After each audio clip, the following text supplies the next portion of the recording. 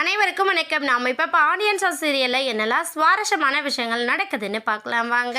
நம்ம மயில குட்டு ரொம்பவே சிவியரா வார்ன் பண்றாங்க. கோமதி என்ன என் குடும்பத்தையே ஏமாதந்து மட்டும் இல்லாம டிராமா பண்ணிக்கிட்டு இருக்கியோ அப்படிங்கிற மாதிரி கேட்க, மயில் ஒரு பக்கம் அம்மா என்னை மன்னிச்சிருங்க, எனக்காக தயவு செஞ்சு இந்த ஒரு தடவை மன்னிச்சிடுங்க, நான் உங்கள் வீட்டு மருமக இல்லையா அப்படின்னு சொல்லிட்டு ரொம்ப ஃபீல் பண்ணுறாங்க. அவங்களோட ஃபீலிங்ஸை பார்க்கும்போது ஒரு பக்கம் நமக்கு வருத்தமாக இருந்தாலும் இன்னொரு பக்கம் அவங்க பண்ணது ரொம்ப பெரிய அநியாயம். ஒரு குடும்பத்தையே ஏமாத்தந்த தாண்டி தன்னோட கணவனுக்கும் உண்மையாக இல்லாத மயிலுக்கு கண்டிப்பாக சரியான தண்டனையும் பனிஷ்மெண்ட்டும் கிடைச்சி தானங்க ஆகணும். ஏன்னா அப்போ தான் சரவணன் மாதிரி ரொம்ப யதார்த்தமாக இருக்கிறவங்களுக்கு ஒரு ஸ்டாட்டிஸ்பிகேஷன் ஆச்சு இருக்கும். இப்போ என்ன பண்ணுறாரு பாண்டின்னு சொல்லிட்டு பார்த்தீங்கன்னா, மயில்கிட்ட வந்து சொல்கிறாங்க, இங்கே பாரு உன்னோட அப்பாவையும் அம்மாவையும் இப்போவே வர சொல்லு அப்படின்னு சொல்கிறாங்க.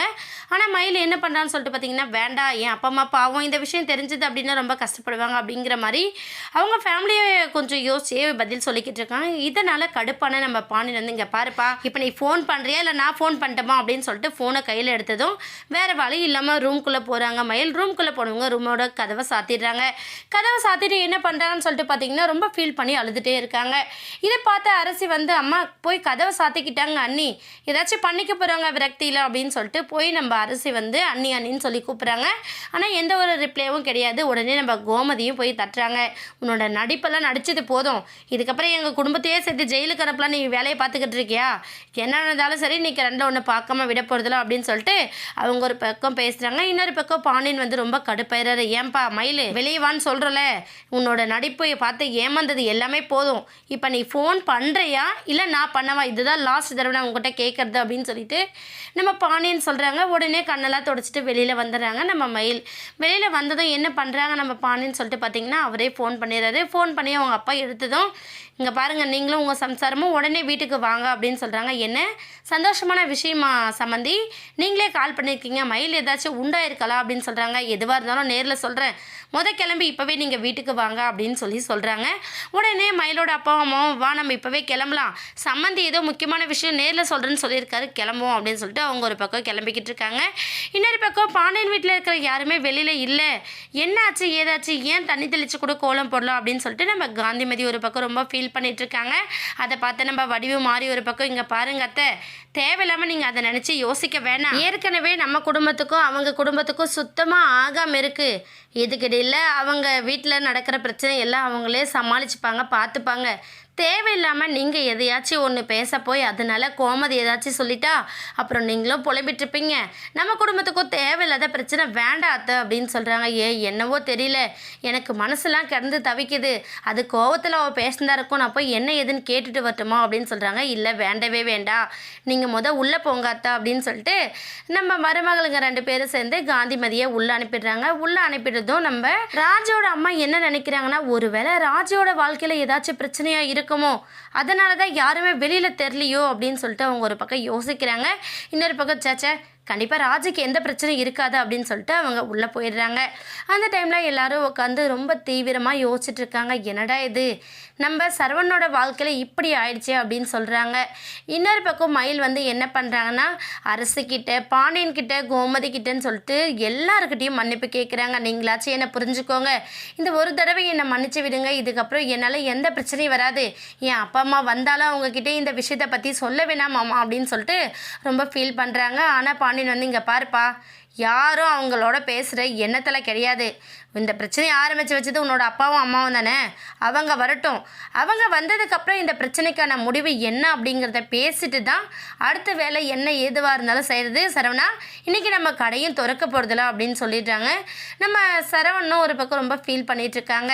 இன்னொரு பக்கம் என்ன ஆகுது அப்படின்னு சொல்லிட்டு பார்த்தீங்கன்னா, இங்கே நடந்த இந்த விஷயத்தை எல்லாத்தையுமே நம்ம குழலிக்கு வந்து கோமதி சொல்லியிருக்காங்க.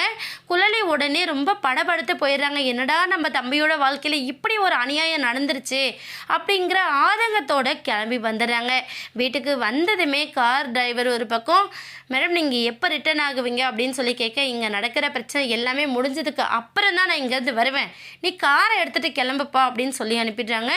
உள்ளே வந்ததுமே சரவணனை பிடிச்சி அழ ஆரம்பிச்சிடுறாங்க. தம்பி உன்னோட வாழ்க்கையை இப்படி சில்ல நாசம் பண்ணிட்டாங்களே, அவங்களோட வார்த்தையில் தேன் தடவி பேசினப்பவே நான் யோசிச்சிருக்கணும், எனக்கு அப்போவே சந்தேகம் இருந்துச்சு, ஆனால் குடும்பமாக சேர்ந்து உன்னோட தலையில் இப்படி முளக்காய் அரைச்சிட்டாங்களே, உன்னோட வாழ்க்கைக்கு எப்படிடா ஈடு கொடுக்கறது அப்படின்னு சொல்லி பேசிகிட்டு இருக்காங்க. இதை பார்த்த பாண்டியன் வந்து, எப்பா குழலி தேவையில்லாமல் இப்போ பேச வேண்டாப்பா அப்படின்னு சொல்கிறாங்க. உடனே குள்ளலி வந்து அப்பா என்ன எதுக்குப்பா சத்தம் போடுறீங்க, ஏன் இப்போ கூட உங்கள் மருமகளை சொல்கிறோம் அப்படின்னு சொல்லிட்டு உங்களுக்கு ரொம்ப கோவம் வருதோ அப்படின்ற மாதிரி பேசுகிறாங்க.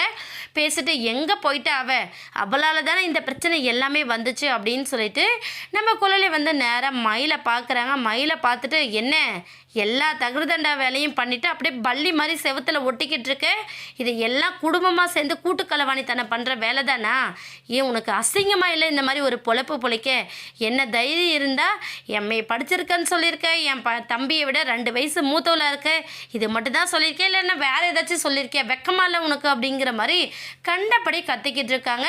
நம்ம குள்ளலி பேசுகிறத பார்த்து வீட்டில் இருக்கிற எல்லாருமே அப்படியே ஷாக் ஆயிடுறாங்க, என்னடா இது அப்படிங்கிற மாதிரி. ஆனால் மயில் என்ன பண்ணாங்கன்னா, இல்லை நீ நான் சொல்கிறது கொஞ்சம் புரிஞ்சுக்கோங்க, நான் என்ன சொல்ல வரேன்றது கேளுங்க, சத்தியமாக நான் அந்த மாதிரி எதுவும் பண்ணலை அப்படிங்கிற மாதிரி சொல்ல வராங்க. உடனே குள்ளலி வந்து ஏண்டி யாராச்சும் குழந்தை விஷயத்தில் அதுவும் கட்டின புருஷங்கிட்ட போய் பொய் சொல்லுவாங்களான்னு சொல்கிறாங்க. நீ சத்தியமாக நான் சொல்கிறத கேளுங்க, உங்கள் மேலே சத்தியமாக நான் குழந்தை விஷயத்தில் பொய் சொல்லலை அப்படின்னு சொல்லிட்டு கையை தூக்கிட்டு போகிறாங்க. உடனே நமக்குள்ள ஏய் எட்ரி கையை மேலே, என் மேலே கையை வைக்கிற வேலைலாம் வைக்காத, ஏன் என் தலை மேலே சத்தியம் பண்ணி கடைசியில் என் தலை வெடிச்சு செத்துட்டா என் பிள்ளைய நீ பார்த்துப்பியா, உன்னை நம்பி நான் என் பிள்ளைய விடமாட்டேன், ஏன்னா அப்புறம் உன்னை மாதிரி மோசமான ஒரு பிள்ளைய என் பிள்ளைய நீ வளர்த்துருவேன், உன்னை நம்பவே மாட்டேனா அப்படின்னு சொல்லிட்டு குள்ளலி ஒரு பக்கம் பேசுகிறாங்க. இப்படியெல்லாம் பேசுகிறத பார்த்தா நம்ம மயில் வந்து அப்படியே ஆடி போயிடுறாங்க. என்னடா இது இப்படி வந்து மாட்டிக்கிட்டுமே, நான் ஆரம்பத்தில் எவ்வளவோ சொன்னேன், என் வீட்டில் இருக்கிறவங்க அவங்க சந்தர்ப்ப சூழ்நிலையால் என்னை இப்படி கல்யாணம் பண்ணி வச்சுட்டாங்க, எனக்கு கல்யாணம் பண்ணாதான் என் தங்கச்சி அடுத்து இருக்க அவளோட வாழ்க்கை அமையும் அப்படிங்கிற ஒரே ஒரு காரணத்தினால இப்படி பண்ணிட்டாங்க, இப்போ இவ்வளோ பெரிய பிரச்சனை வந்துடுச்சு, என்னை தயவு செஞ்சு மன்னிச்சிடுங்க அப்படின்னு சொல்லி திரும்ப திரும்ப ரிக்வெஸ்ட் பண்ணிக்கிட்டே இருக்காங்க. இதனால் கடுப்பான பாணின் வந்து குள்ளலி தயவு செஞ்சு அமைதியாக வந்து உட்காரு, இன்னொரு தடவை அவகிட்ட நீ எதையுமே பேசாத, அவகிட்ட பேசி எந்த பிரயோஜனமும் இல்லை அப்படின்னு சொல்லிட்டு நம்ம பாண்டியன் கோவப்படுறாங்க. இன்னொரு பக்கம் கோமதியுமே வா குள்ளலி வந்து உட்காரு, எதுவாக இருந்தாலும் நம்ம பார்த்துக்கலாம் வா, ஆனால் இன்றைக்கி நம்ம பையனோட வாழ்க்கையில் என்ன நடந்திருக்கு அதுக்கான பதில் அவங்க அப்பாவும் அம்மாவும் சொல்லி தான் ஆகணும், ஏன்னா குடும்பமாக சேர்ந்து தானே ஏமாத்து வேலையை பார்த்துருக்காங்க. அது மட்டும் இல்லாமல் நம்ம குடும்பத்தை பார்த்தா எவ்வளோ இலச்சவாய் மாதிரி தெரிஞ்சிருக்கும் போல இருக்குது, அதனால தான் இவ்வளோ போய் சொல்லியிருக்காங்க, இதுக்கப்புறம் இதுக்கு ஒரு முடிவு கட்டாமல் அடுத்த வேலையை நம்ம செய்ய போகிறதில்ல அப்படின்னு சொல்லிட்டு எல்லாரும் உட்காந்துட்டு இருக்காங்க. மயில் ஒரு பக்கம் மாமா நீங்களாச்சும் சொல்லுங்கள் மாமா, அத்தை மாமா எல்லாருக்கும் சொல்லுங்கள், நான் எந்த தப்பும் பண்ணலை, எனக்காக நீங்களாச்சும் பேசுங்க அப்படின்னு சொல்லிட்டு சரவணன் கிட்ட சொல்கிறாங்க. சரவணன் வந்து அந்த இடத்த விட்டே நான் வந்து போயிடுறாங்க. அது மாதிரி எல்லாரும் போயிட்டு உட்காந்துட்ருக்க, ஐயோ இன்னைக்கு என்ன பிரச்சனை ஆக போதோ ஏதாக போதோ தெரியலையா அப்படிங்கிற மிகப்பெரிய விரக்தியோடு இருக்காங்க.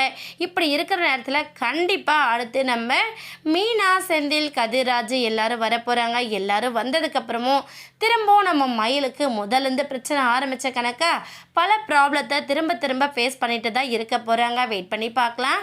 இந்த வீடியோ உங்களுக்கு பிடிச்சிருந்தா மறக்காமல் நம்ம சேனலை சப்ஸ்கிரைப் பண்ணுங்கள். தேங்க்யூ.